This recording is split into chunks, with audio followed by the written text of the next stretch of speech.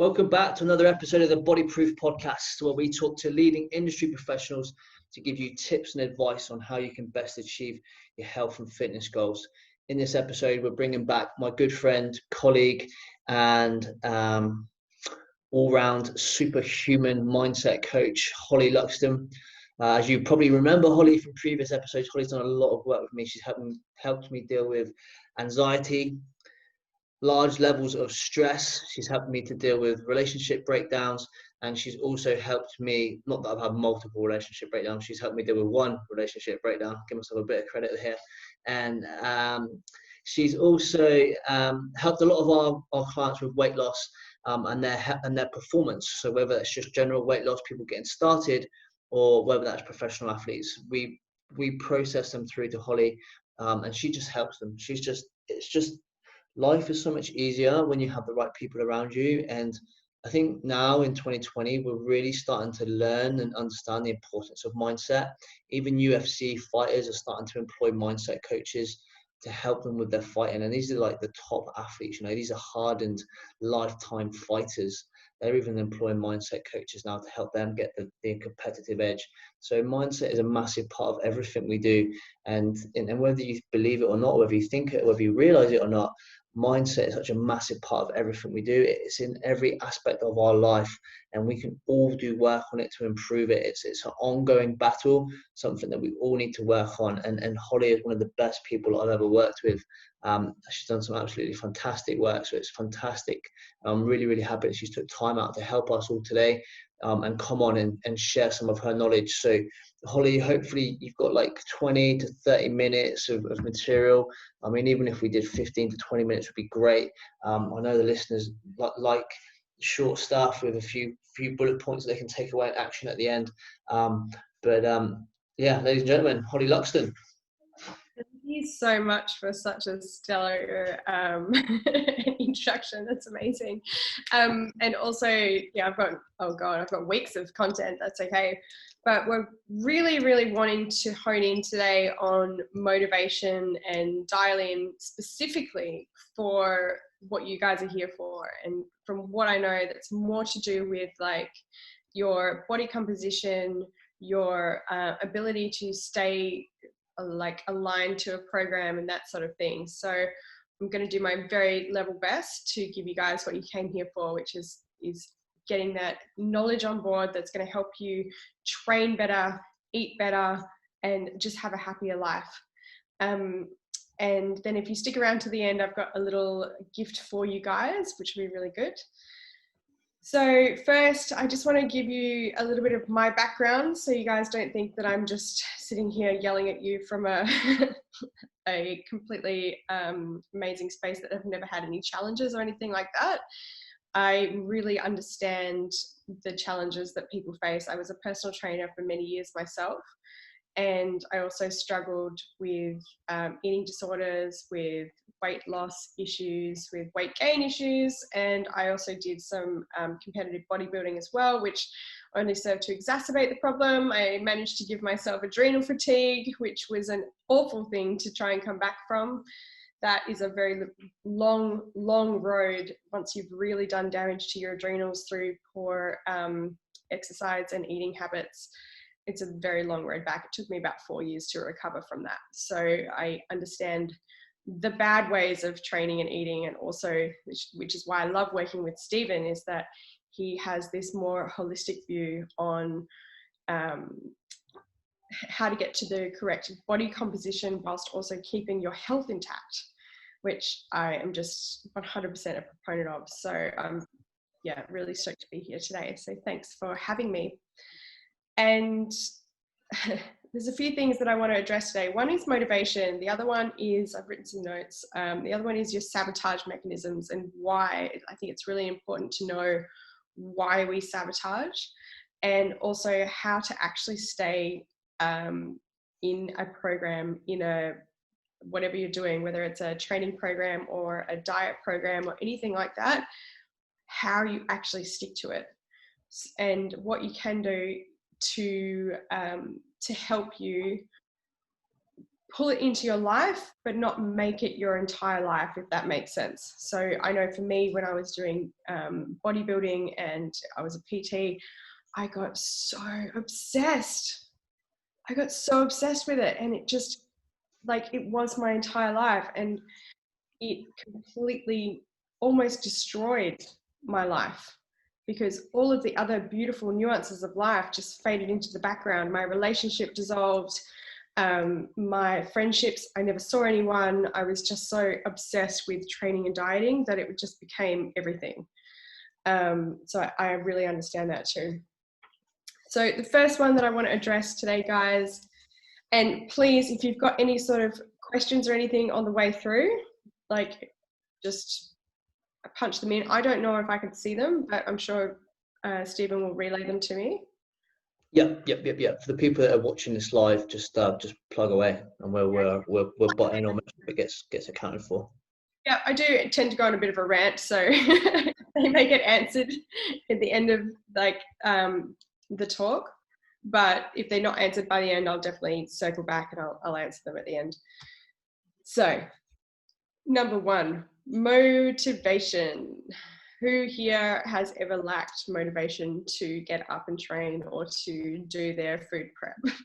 I know I definitely have. Yeah, for sure.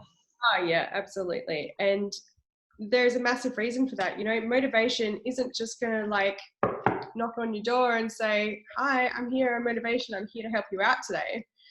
It doesn't work that way. Your motivation relies, and this is going to be the main theme of this talk today, as I was really meditating and sitting in with this, is your motivation actually relies on your why. Why are you doing this in the first place? And this is where it comes down to all of your, what are you doing for your inner work? What are you doing for your self-work? This is where the self-inquiry comes in a really, really deep way. Because if your why is not strong enough, then you will be forever caught in a yo-yo diet loop, or yeah, I'm really motivated this week and I'm really energetic this week, so I'm going to go and train, and then the next week something happens and it completely derails you because your why is not strong enough. Yeah, motivation always comes and goes. We never, ever want to rely on that. Yeah, never. And you never want to rely on willpower either. Like, willpower is great for the first little bit when we're establishing a new habit. We need that willpower on board. But it is proven fact in all the scientific journals, willpower is actually finite. Willpower does run out, and it usually runs out at about the 3-week mark. And that's being generous. that's being like, if you're really, really, really strong in willpower, the willpower usually runs out at about 3 weeks. If your willpower is not that strong and you've got a million other things in your life and your bandwidth is taken up by, work and kids and partner and friends and all of these other things, then it's probably going to be less than that. So I just want you guys to realize that if you're finding it hard to get motivated, or you're finding it difficult to employ your willpower, it's actually not your fault. And one of the biggest things, looking back on my entire personal training career and all of my clients, which I did the other day, and I really sat in and thought of it, and I just thought, I wish I knew back then what I know now about shame and how we shame ourselves into wanting a better body or a better outcome. And when you're driving from a place of shame and you're driving from a place of not liking yourself, it's actually built on very shaky foundations. And the reason being is this. So your subconscious belief system always has to be right. If you're constantly running the pattern and the program of, I'm not good enough unless I look a certain way, have a certain job, earn a certain amount of money, whatever, then what's going to happen is you've always got to be right about your beliefs. So you will sabotage anything you don't feel worthy of, including your body. If you're not doing the inner work to actually reprogram how you feel about yourself and coming from a place of oh, I love myself so much that I want to have good nutrition. I love myself so much that I want to go and move my body and train. If you're not coming from that space and you're coming instead from a space of, well, I feel like shit about myself, so I need to look better, then that you're always just going to circle back around. You're going to find yourself in sabotage mechanisms over and over and over again. Does that make sense for any of you guys?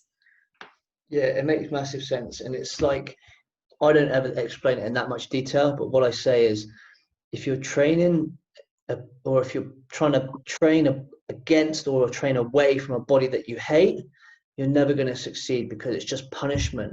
If you can train for a body that you love, that's coming from a place of love, you're always going to succeed.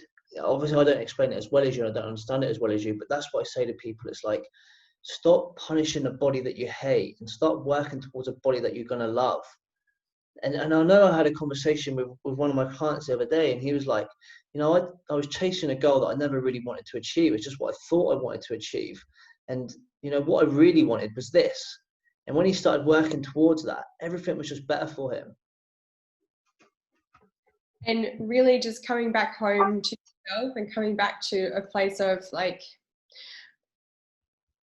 why do I really want to look a certain way?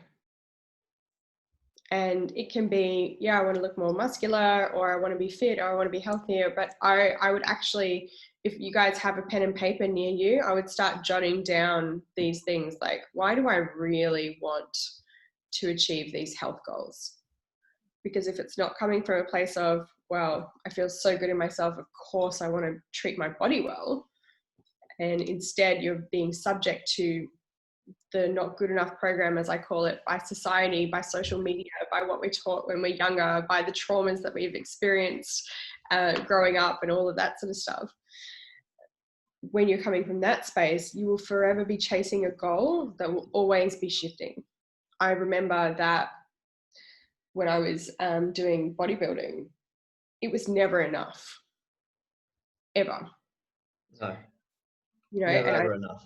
I remember when we went to Bali, we won 17 international titles in one weekend. And I came back and I said to my mate, I was like, yeah, we won 17, should have won 18. And he was like, how many did you think you were going to win before you went over there? And I was like, oh man, like, to be honest, I maybe one or two. I knew a couple of the guys were probably going to win, but I didn't know. And he was like, and now you're coming back saying that you're not happy with 17 because it could have been 18. He's like, man, give yourself a break. Like, you need to give yourself a break. And that was a really sad moment for me, because I sat in that cafe and I was like, how the fuck am I not enjoying this? Like, won 17 titles, international titles in one weekend, like, just blown the whole comp prep world out of the fucking water, and I'm not happy because I thought it should have been 18. Like, that's a really sad place to be. And this, this spans, I know that we're really dealing with body composition in this particular arena, but it spans across your entire life.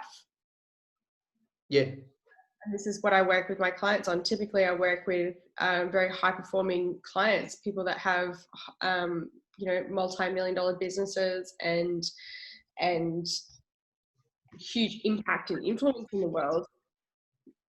They're driving from a place, before they come and see me, they're driving from a place of, it's not enough, I'm not enough, I need to prove my worth in some way. And when something is built on foundations like that, it means that you cannot enjoy your accomplishments and your achievements, because the goalpost will always be shifting. It will never, ever, ever be enough for you. I remember for me, when I was bodybuilding, like, I was never lean enough. I look back at those photos and I go, far out, I looked great. But at the time, I was just tearing shreds off myself because it was just not good enough. So this is what I implore you guys to really look at. Where are you driving from? What is your actual motivation? What is your why? So we did this with me, didn't we? We did this with me the other day. And it was like, I was trying to prove my worthiness by working 100 hours a week to somebody that didn't really care. And it was like, once I understood that, I then allowed myself to work less hours and be more happy and be more fulfilled. I was working 100 hours a week trying to fulfill myself and trying to gain someone's approval and love, but they didn't really give a fuck about what I was doing. So the more hours I worked, I was never going to fill that hole. Now, I could have worked 1,000 hours a week and it wouldn't have filled that hole.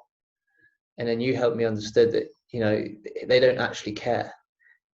And this is, I guess this translates over to and health and health and weight management as well. But it was like, I thought I was going to get my dad's approval by working 100 hours a week. And then you asked me, what does your dad think if you working 100 hours a week? And I was like, he don't even know. And he's like, well, what would he say if he did know? I was like, he wouldn't give a shit. He just wants me to be happy. And you're like, so then why are you working 100 hours a week? I was like, yeah, I guess so. Yeah, you're right. And now, like, instead of waking up and rushing off to my laptop at 4 a.m. in the morning, I wake up at 5, have a cup of coffee, I sit on the sofa with my cat and watch the football highlights for half hour. That makes me happy. I'm not working 100 hours anymore. And it's coming from a place of love now. You know, when I go to work, I want to go to work. I enjoy it. I enjoy what I do. It doesn't feel like I'm working now. I don't feel like I have to do those 100 hours. And it's really deep, man, like really fucking deep. And it was the same with bodybuilding as well, you know? Like, why did I want to fucking punish myself, starve myself half to death? Like, not saying that that's what bodybuilders do, because that is 100% what our clients do not do. I make a massive point that none of them goes hungry, and like we do it in a healthy fucking way. But I punish myself. And then when you look deep, like, why did you do it? It's because, you know, I was running away from the fear of being a skinny, bald guy. In my 20s, I was like, I'm going to be bald, I'm going to lose my hair, which did happen. I was like, I don't want to be skinny and bald, because, you know, that is not a good look. Like, the more muscular guys without hair look better. So that's what, you know, I was comp prepping out of fear. And, you know, it was a very unhealthy spot for me. You know, I did really well as a natural bodybuilder, but you know, it wasn't good for my health. I did it in a bad way, in an unhealthy way for myself. Yeah, how depleted were you? What's that? How depleted were you? Yeah, I mean, I was really bad, like really, really bad. You know, I just punished myself. And how much did you fuck all your hormones and everything? I think you told me Yeah, that. I mean, going to the toilet. I was going to the toilet like once every 2 days, and it's like a little licorice stick. And then I don't think I had like an erection for like 6 months. Yeah. All my hunger and satiety hormones were fucked as well. And I'd go to V Burger on my lunch break, order a burger and chips. So this was in the gym. I'd leave the gym, walk to V Burger, order a burger and chips, and then before I even finished it, would order another burger. I'd eat it, feel sick, walk back to work, feel sick all afternoon, and on the way home, I'd swing past Baskin and Robbins and get brownie and ice creams. Yeah, absolutely. And this is how we end up in these cycles as well, like these cycles of sabotage. When you're driving from a place of trying to prove your worth, not feeling good about yourself, really running that whole not good enough program, then you are liable to the sabotage mechanisms in your subconscious mind, because it's on high alert thinking that it's going to starve.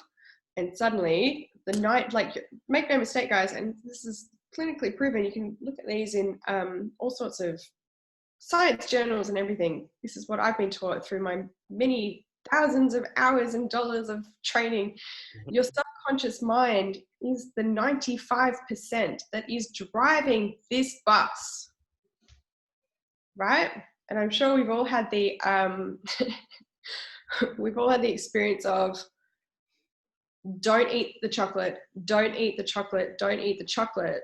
I want to eat the chocolate. I know it's not good for me. And then suddenly you're halfway through a pack of Tim Tams. You haven't even tasted any of them, but your actual sabotage mechanisms, your subconscious has taken over, and you're doing the sabotage mechanism without even realizing it. And that's what happens when you're driving from that space of not enough, because you're punishing yourself. And so the body, the subconscious mind, which is connected to the body, tries to right that wrong. You're right. So there was a girl, one of our clients was saying, She has chocolate cravings. And I was like, is it a physical craving? Are you hungry? Is your body telling you? She was like, no, I think it's just like a psychological craving. I tell myself that I want it, even though I don't want it. Yeah. And so there's another funny thing that the subconscious does where it doesn't register negative either. So if I tell you not to think about a black cat, what do you think about? Black cat. Not to eat chocolate, what do you want to do? Oh, stop it. Yeah, I don't even eat chocolate. Now I'm like, oh, you know what? I could really go Tim Tam. The fast food companies and all of these people, there's so many billions of dollars that go into advertising. They know far more about the way that your subconscious works, or your mind works, I should say, than the psychologists that you go and see will ever know. And so this is why they put the ads on at a certain time of night. I remember sitting back when I used to have a TV. Definitely don't watch TV anymore because I think I don't want that shit in my head. But back when I was watching TV a few years ago, I don't even eat McDonald's. I don't eat Hungry Jack's. It just doesn't really interest me. Every now and then I'll have a night out, like probably 3 times a year. I'll have a night out on the Terps, and a cheeseburger sounds like a really good idea at 1 a.m. But other than that, I don't really eat that stuff. And so it was so surprising to me that I was watching this show. I'd already had dinner, and I was watching the show. It was about 7:30 at night, and this ad for Hungry Jack's came on, and suddenly I was hungry. And this is just when I was learning about this stuff about the subconscious mind. I was like, oh, those sneaky bastards. They know exactly when and how and what to put on the television in front of you to put a suggestion into your mind that this is what you actually want. If you're wondering, if you want to know a little bit more about this and understand yourself a little bit more, there's a really good video on YouTube called Century of the Self, and it's all about what marketers know about your deepest desires. You don't know it. Watch the video and it will teach you a lot about yourself. Yeah, it's about an hour long. It's pretty cool though. Yeah, it's really scary how much that they know, but you can get around it. And the best way that I found to get around it, which I do with all of my clients, is getting them to a space of feeling really good about themselves. And this is what I want to address today. So what I want you to really take away today, if you can only take away one thing, is that you are already worthy. By sheer virtue of the fact that you are human, you are here, you are breathing, you've got more statistical chance of becoming a bus than you do a human. You are actually worthy. I'm not going to tell my cat that she's not catting well enough today. She is the cat. She is a cat. She can't do it wrong. Can't do it wrong. No, that's a really great saying that you said once before, and it really stuck around with me. You wouldn't look at a cat and go, that cat's not catting very well. Yet we look at ourselves and go, I'm being a shit human today. I'm being a shit dad today. I'm a shit athlete today. I'm being shit. Yeah, you are humaning just perfectly for you. Yeah. I'm not, condoning bad behavior or anything. I think bad behavior generally comes down to trauma. But what I can tell you is that by sheer virtue of the fact that you are here, you are breathing, you're alive, you are human, you're already worthy.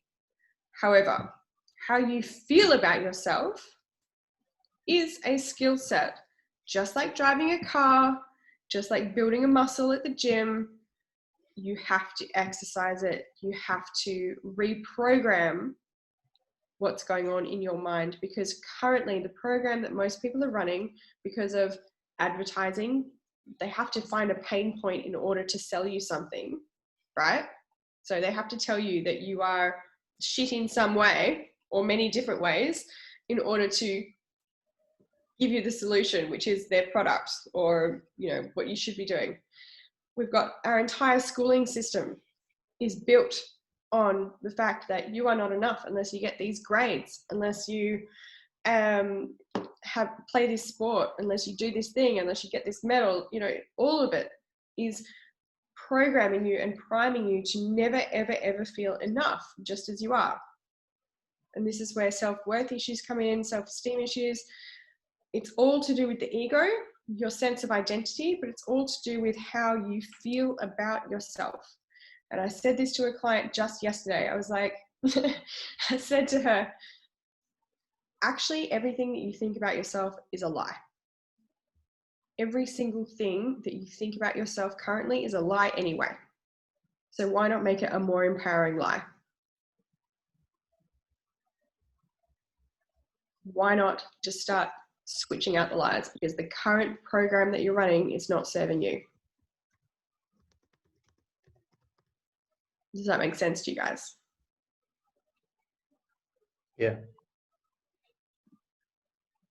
Is everyone getting that? Hang on, wait. Oh, doing things. So your self-worth, your self-esteem, it is a muscle. You need to build it. And we do this in a few different ways, which I go in depth in with my clients and on my course, but I'll leave you with a few really good tips. This is where I find the whole Instagram fake, well, it's not fake, but the real positivity movement at the moment is actually quite, it can be really irritating for some people, because it's like, oh, cool, well, I can just choose to feel better about myself. I can just, oh, wow, I'd never thought about that. Oh, I'm in the depths of depression. Wow, I never thought that I could just choose to think better. It doesn't really go that way. Sometimes you are too far away from the positivity. So if you're suffering depression, you're suffering low self-worth or any of that sort of stuff, you're actually too far away from positivity to make that leap. And so what we need to do is we need to step it up gradually. And this is what I've done with numerous of my clients. I had one woman that was clinically depressed. I actually thought, for the first time in my career, I thought I was going to lose someone to suicide. And that really scared me. And so what we did was we stepped her up gradually. So she was very, very depressed. We stepped her out of depression into apathy. We stepped her out of apathy into boredom. From boredom, we went to, I think it was anger. And then from anger, we started going up. But there's no way that I could just tell her from that clinically depressed state to just think positive. She doesn't know how. Doesn't know how. Doesn't have a reference point, but also the gap is too far. Yeah, well, it's similar with our nutrition clients, with like people that have no structure at all, and then we give them a meal plan. It's like, don't try to get to that meal plan. I think you're going to stick to it perfectly. It's going to take you weeks. And what I say is, even when our advanced professional athletes come to us at the end of their off season, when they're sort of 80% compliant, switching from 80% to 100% compliant, even a 20% increase for a professional athlete that's been 100% before, still takes about a 4-week process. So that's 5% per week for a professional athlete. So if you think you're going to go from 0 to 100 in week 1, like, you don't even set yourself up for that. Yeah, and this is what I did when I was doing bodybuilding and that sort of stuff. And I learned my lesson in a really rough way. And after that, I always said to my clients, if you crash into something, you'll crash out of it. Yeah, good. I like that. So if you crash diet, you'll go the other way pretty swiftly as well. Yeah. Long-lasting habits, it takes time to change the neural pathways in the brain. If you think of it like the neural pathways that are running on a particular track. So if you think of like a really grassy field and you've got a well-worn dirt track through the grass, and it's been there for, however many years, and the grass is around either side of it, and you've got this well-worn dirt track through the grass, you want to allow the time for that grass to grow back over, and you want to be starting a new path.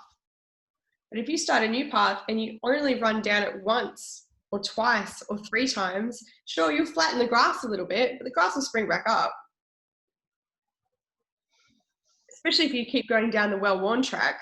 So if you go a few different times down that way, down another way, and you don't wear it down, and you keep going through the well-worn path, you're just going to keep going through the well-worn path. You have to actually, this is where willpower does come into play.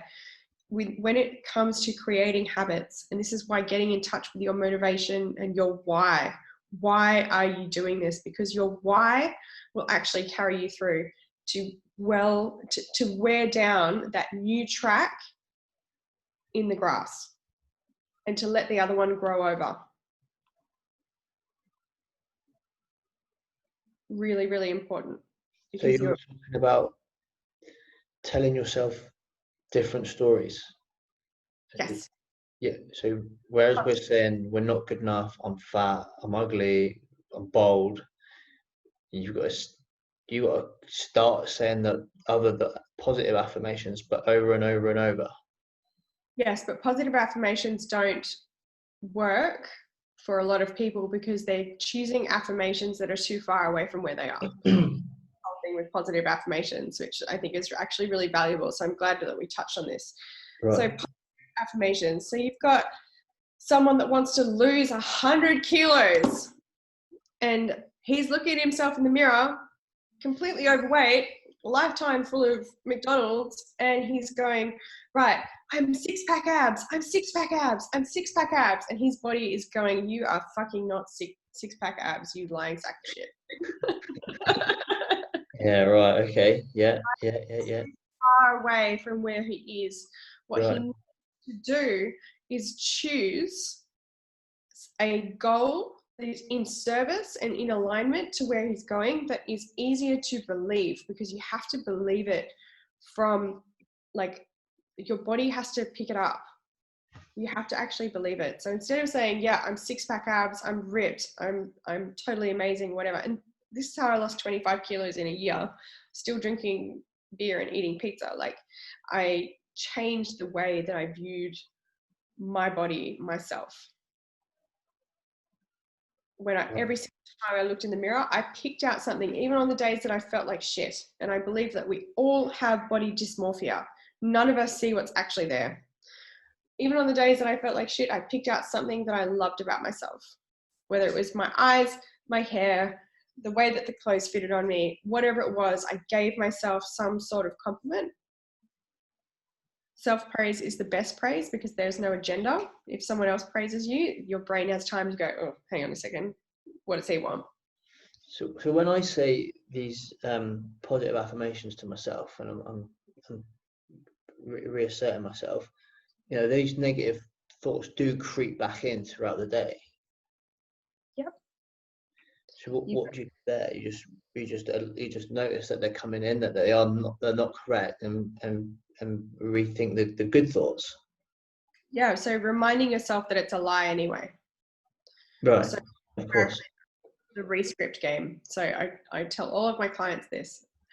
You play the rescript game. As soon as you become aware of a thought that enters your mind that is not in alignment with what you want about yourself, I'm not good enough, I'm a piece of shit, I'm ugly, I'm fat, I'm whatever it is, you catch it, say to yourself as a circuit breaker, right, rescript, that was the old program, what am I replacing it with? And you replace it with something better. Yeah. I can tell you 100% without a doubt that this works. You have to be hyper vigilant on it though. If you fully believe it, does it work better than just saying it? You will believe it over time. Right. But you have to wear those neural pathways into your head. Yeah. So you have to, by repetition, you will start believing it. But if you can honestly believe it and encourage yourself to believe it, then it's going to speed the process. Yeah. And this is how we gradually start. It's one of the ways that we gradually start to change our belief systems. Yeah. I always say to my clients, create a belief ladder first thing in the morning. So remind yourself of previous successes. Remember when you were at school and your teacher told you you'd never get an A and you got an A, and then you went to college and your mum said you would never finish college because you were too badly behaved, and then you finished college and then you got that job and then you got the promotion and then you got your company to do this, and then you went to the gym and lost 10 kilos, and then you did your first competition and then you competed at swimming for the first time and you won the first trophy. Like, remind yourself of all the previous successes that you had first thing in the morning. Yeah. I love that. It's beautiful. That's one of the ways that you can start to bolster that self-esteem muscle. So just reminding yourself, like one of the reasons people get so stuck in their own shit is because they're in it. They haven't extracted themselves enough to look as the witness to go, oh, hang on a second. I'm not my opinions. I am not my thoughts. Because you're not. It's so hard when you're down at the bottom though. It is. Yeah. It's so heavy, like wearing those negative thoughts, man. And, you know, like personally myself, just come out of a relationship, I just felt like I was the worst human on the earth, you know, and it was just so hard to think any different. And this is where this self-inquiry, it's like a discipline, it's a practice. This constant self-inquiry is so important because, and allowing yourself to process pain as well. So part of what I do with my clients is trauma release therapy. Being able to witness the pain, especially in the presence of an empathetic witness, giving it space to actually complete the loop of emotion, and then it will shift out of the body. It's like, if you put it this way, little kids that have a tantrum, if you just let them cry it out on the floor and kick and scream and whatever, generally, if you don't interrupt them, they will eventually just like tantrum it out. And then they'll be back up and playing with their friends 5 minutes later. Yeah, right. We didn't get an opportunity, most of us didn't get an opportunity to finish the emotional loop because we were told as soon as we had these big emotions, we were told to be quiet or shush, or you're embarrassing us, or we're in the shops, what are you doing? And we were told to shut it down. And then as we shut it down, it then stores in our body as trauma. And then from there, it actually manifests in other ways in our life, because the body, as the instrument that we're experiencing this life, is then trying to complete the trauma loop. So you'll find it pops up in relationships, you know, like what you say with, it'll just pop up with all sorts of different things. You'll find that yourself repeating patterns to try and complete the patterns of behavior that your body, your trauma wants to actually heal. So for me, growing up as a young lad, my dad worked 100 hours a week. I never saw him. I remember running from my bedroom and knocking on the bathroom window trying to get his attention as he was walking out the garden. And then that trauma stayed with me, and it got transferred into my new relationships with women. And then I'm always asking them for love and affection. Give me love. Do you love me? Do you kiss me? And it's like, yeah, that's trauma. That's not good behavior. And it's not them that I'm asking for love, it's my dad. Yeah. It's your trying to resolve the trauma. Yeah, try and resolve it. Yeah, that's right. Yeah. And then it's like I have to accept it and let that go before I can move on. Yeah. The 95% of you, the subconscious mind, which is connected to the body, is literally trying to resolve this awful trauma that you couldn't resolve as a child. And so it's choosing partners for you that are not going to give you the love that you want. Because if they did, then you wouldn't be able to resolve the trauma. Yeah, wow. And how does this relate to like weight loss, and how does it sort of how does like what sort of trauma, people being told that they're overweight and they look crap, or but you know, if they got a bad boyfriend and the boyfriend says you you look shit, you're overweight or whatever, I don't find you attractive, is that what leads people to feel bad about themselves? Or Yeah, so this is it all goes into this soup of why we feel so shit about ourselves, and our self-esteem and our traumas. It's all connected to the subconscious mind. I had a client once who is such a beautiful woman, and she was actually a weight loss client of mine, because I actually started out as a hypnotherapist, even though now I do more coaching and trauma release than hypnotherapy. It's still a modality that I do use. But she came to me and she was overweight. She wanted to get back to a healthy weight. However, she had been sexually abused.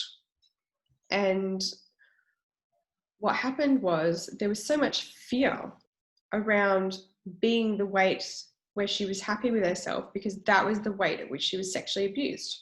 So it becomes this glass ceiling, like every time, and she would do all the things. She would do the gym and the weight loss things, and she'd almost get to her goal weight, and then she would sabotage in a massive way and just put all the weight back on again because her body related that weight to abuse, and it will do whatever it needs to do to keep you away from danger and keep you alive. Wow, that's heavy. And that's one of the ways that people sabotage. If your body doesn't feel like it's safe for you to be a certain weight because of any sort of external circumstances that happened when you were at that stage, then it's a healing that needs to be done. Wow, how do people know if they're suffering from what is it, what you call a mental block, emotional block? Lots of stuff. So, you might not have had like a significant big trauma like that, but we've all experienced so many micro traumas. And I wish, like the English language doesn't have enough words in it to describe certain things. So if we look at the word love, you can love your dog, you can love your partner, you can love your parents, you can love your friends. Like, love encapsulates so many different types. And the same is with the word trauma. There are so many different levels of trauma. And most people are like, well, I'm not traumatized because I've never, I didn't grow up in a war zone, or I didn't sustain any sort of abuse in any way, etc., etc. But trauma can be getting lost in the shops when you're 5 years old and not being able to find your parents. Like, that's traumatizing to the system. Do you know what I mean? Yeah. Or been told that you can't have something, or you've been told that, oh, small doesn't fit, you have to get a medium. Yep. Traumatizing. I remember going to, and this is the programming that we get put on us by society. I remember having meltdowns in shops when I was younger because I had to buy 10 instead of an 8. And I'm like, oh my God, like full on meltdown. Because I'd made how I looked. It was how I looked was so pinned into my self-worth that something like that had a huge effect on me.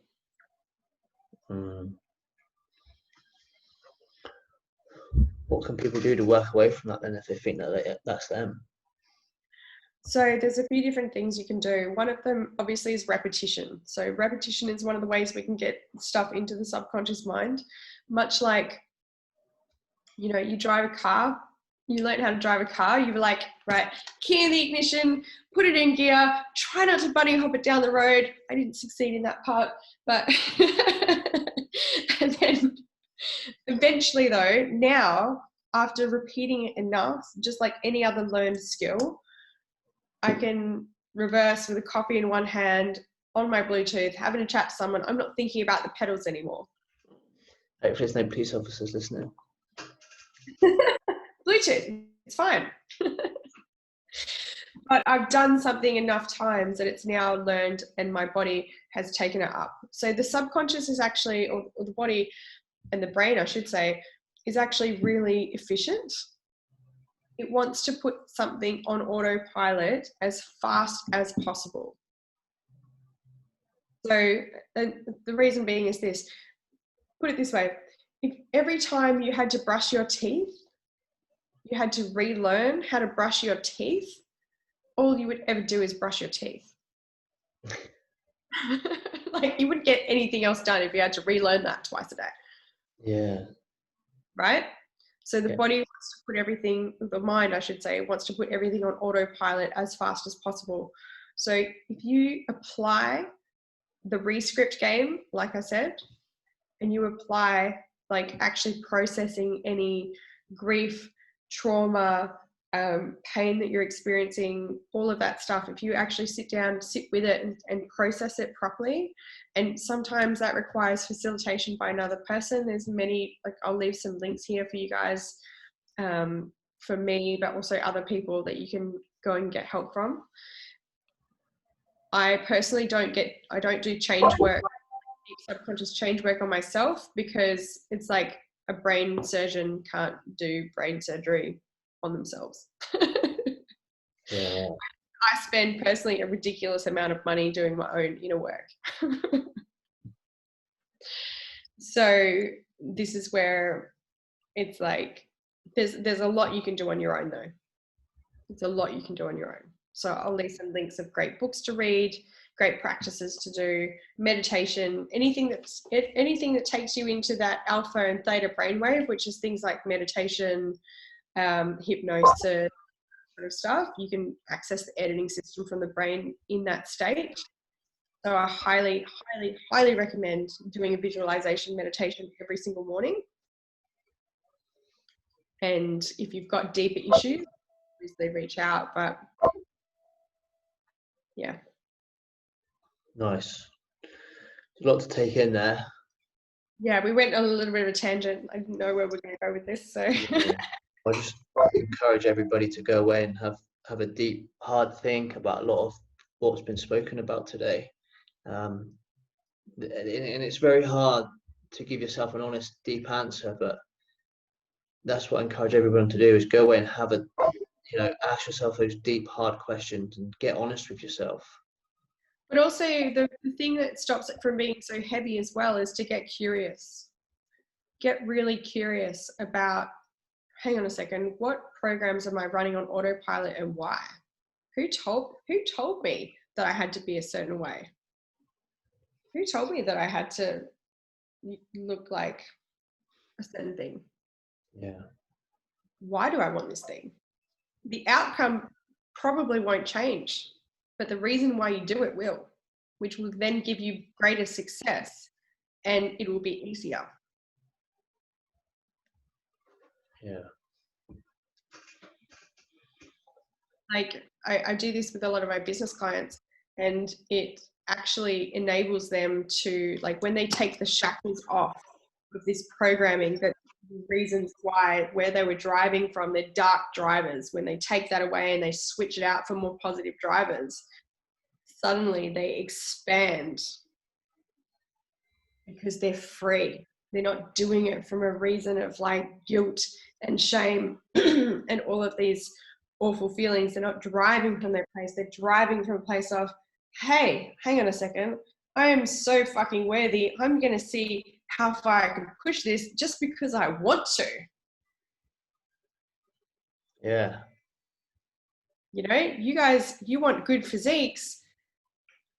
Imagine if you didn't have the dark drivers. Imagine if you were doing it just because you felt so good and you wanted to experience the most that you could in this amazing vessel that you've been given. What would you do then?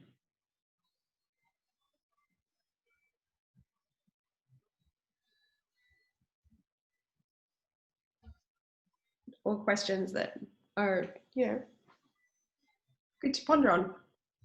Yeah, very good. Holly, where can people get hold of you? What can you do for us? Oh, okay. So I've got, obviously, if you would like my personal help, then reach out to me. If you are just wanting the information and a lot of change processes and that sort of stuff, and you don't want to actually, and you're a self-starter, I've got an online course which you can get $1,000 off that if you use the code BODYPROOF, and that's at my website. So it's www.hollyloxton.com, not .au, because that's just my about page, but .com is where you can get the course. And they're having some incredible stories come out of that course at the moment. Go to your website. Yeah. Find the course. Enter the code BODYPROOF. BODYPROOF will get you $1,000 off. $1,000 off. Wow. I think it comes down to like $297 US. Nice. Okay. Instagram, Facebook, YouTube. Yeah, so Instagram is at Holly Loxton _coach. Pretty sure. Loxton's Loxton. Okay, brilliant, perfect. Right, what we're going to do is we're going to stop recording, and then for the people that have tuned in live, we'll open up and we'll just do a few Q&As if anyone wants to ask any questions. So for the people that are on podcast, if you'd like us, log into iTunes, give us a like, a subscribe, and a 5-star review. That helps us out massively in the search engines. And thanks all for tuning in. I hope you liked that, and we'll see you all again next week. Thanks, guys.